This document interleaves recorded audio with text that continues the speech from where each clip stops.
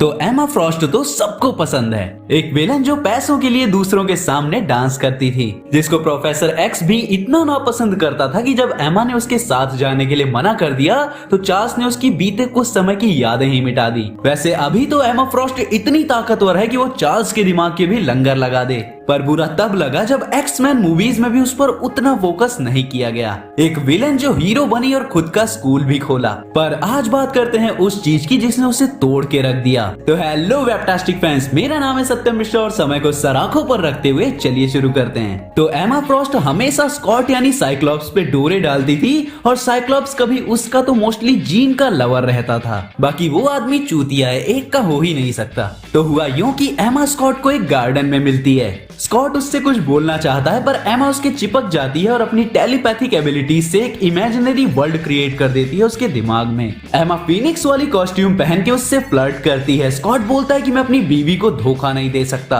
एमा फ्रॉस्ट अपने बाल भी लाल कर लेती है बिल्कुल जीन ग्रे की तरह और उससे बोलती है कि मैं जानती हूँ तुम ये सब कुछ करना चाहते हो, अपनी भावनाओं को छुपाओ मत। और चूतिया स्कॉट अपने दिमाग में ही एमा को पकड़ के बोलता है कि मुझे कभी किसी ने फ्रीली कुछ करने का मौका ही नहीं दिया। और एमा बोलती है कि ये मेरा दिमाग है, यहाँ पे तुम कुछ भी कर सकते हो। दोनों एकदम हवस के पुजारी हो जाते हैं। एमा जीन ग्रे के बाल और कॉस्ट्यूम तो ले ही चुकी थी और बोलती है कि तुम जीन के साथ ऐसे ही रोमांस करना चाहते थे ना। पर तभी जीन ग्रे खुद वहाँ पे आ जाती है। जीन ग्रे बोलती है कि मुझे पता था कि मैं अपने पति को तेरे दिमाग में ही ढूंढ पाऊंगी। स्कॉट बोलता है कि अरे ये सब कुछ सच नहीं है, ये सब बस हमारे दिमाग में हो रहा है। एमा अपने कपड़े चेंज करती है और जीन का गुस्सा चरम सीमा पे पहुंच जाता है। वो स्कॉट को बाहर फेंक देती है और खुद अपनी टेलीपैथिक पावर यूज करने लग जाती है, इतना ज्यादा कि प्रोफेसर एक्स तक को पता चल जाता है। एमा बोलती है कि अब मेरी क्या गलती, वो मेरे पास खुद आया था अपनी रूखी सूखी शादी को लेकर और मैं सेक्स थेरेपिस्ट भी हूँ तो मैंने हेल्प करने की कोशिश की।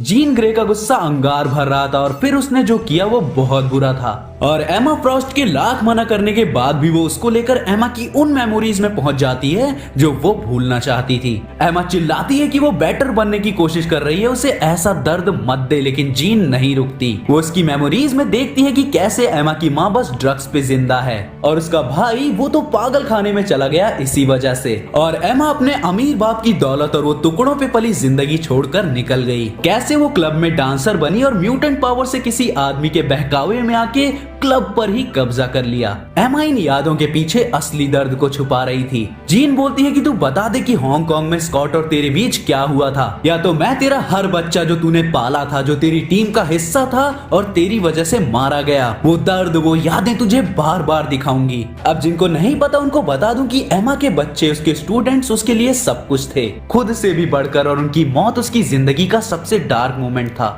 ये ऐसा ही था जैसे किसी माँ ने अपने बच्चों को खो दिया हो। एमा फ्रॉस्ट टूट जाती है, नीचे गिर के बोलती है कि जीन तुम मुझे जज नहीं कर सकती, मैंने अपने हर बच्चे से प्यार किया है, मैं चाहती थी कि वो आजाद बने, खुद के दम पे जिए, जैसे मेरे पेरेंट्स ने मुझे नहीं पाला। पर स्कॉट दरवाजा तोड़ के अंदर आ जाता है और पहली बार कुछ सही करता है। वो बोलता है कि एमा को छोड़, तुझे जो जानना है मेरे दिमाग में पढ़।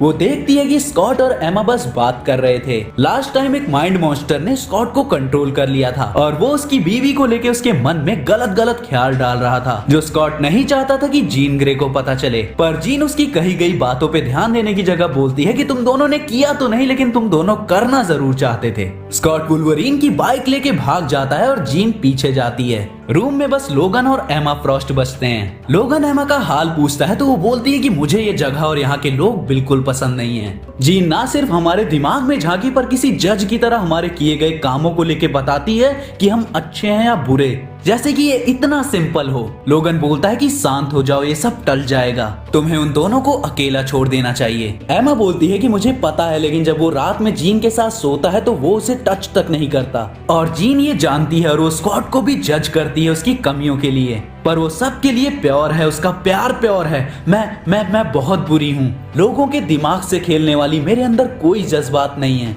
उसने मेरा किया सब देखा और मेरे पास खुद के बचाव में कहने के लिए भी कुछ नहीं है। आखिर मैं स्कॉट के प्यार में पड़ी ही क्यों?